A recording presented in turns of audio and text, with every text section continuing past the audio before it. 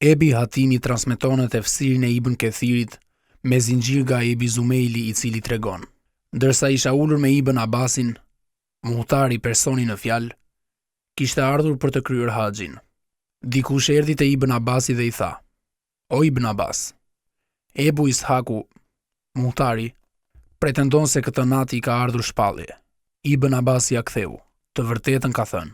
Transmetuesi vazhdon: unë që isha ulur u shtanga, u zmbrapsa dhe thash: Ibn Abbasi të thot kështu? Atëherë Ibn Abbasi tha: ato janë dy lloje shpalljesh, shpallje nga Allahu dhe shpallje nga shejtani.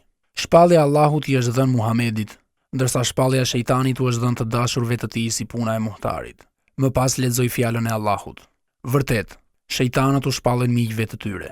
Me këtë rast, po kujtoj disa fjalë të bukura, të cilat i kam lexuar në komentin e Ibn Kethirit mbi fjalën e Allahut ku thot: a ka më mizor se ai që shpiv gënjeshtër ndaj Allahut, apo përgënjeshtron faktet e tij? Mëkatarët, vërtet, s'kan për të shpëtuar. Ibn Kethiri thot: Allahu i madhëruar tregon se nuk ka më mizor, më të prishur e më kriminal se ai që shpiv gënjeshtër ndaj Allahut, dhe thot për Allahun gjëra që ai nuk i thot.